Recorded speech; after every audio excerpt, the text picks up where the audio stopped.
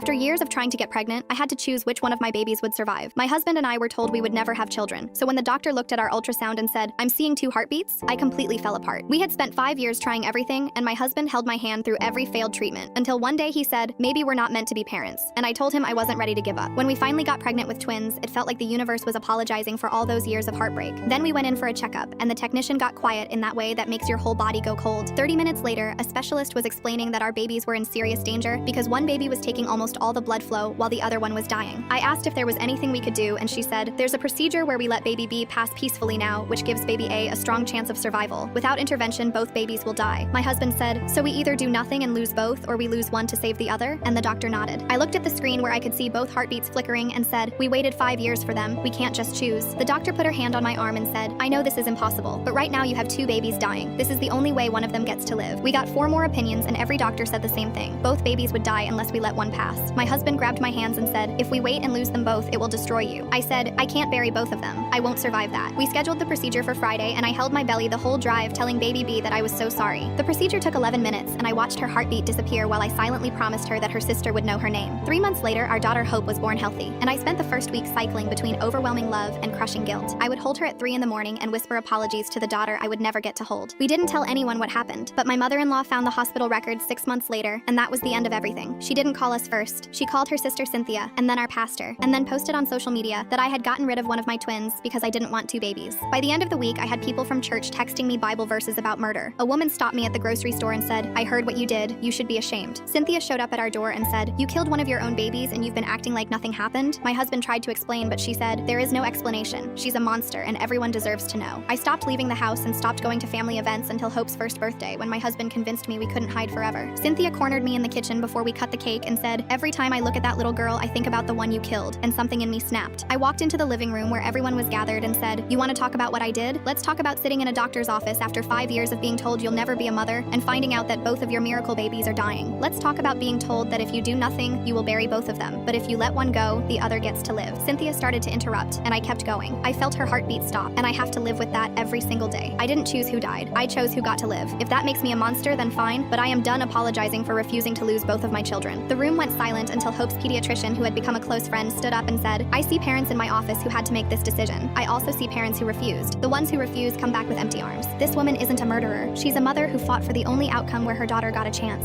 Cynthia said, "You don't get to tell me how to feel." And the doctor looked her dead in the eyes and said, "You can judge her when you've had to carry a broken heart and a living baby at the same time. Until then, sit down and stop talking." That night, after everyone left, I sat in the nursery rocking Hope in the chair we bought when we thought there would be 2 of them, and told her about her sister for the very first time.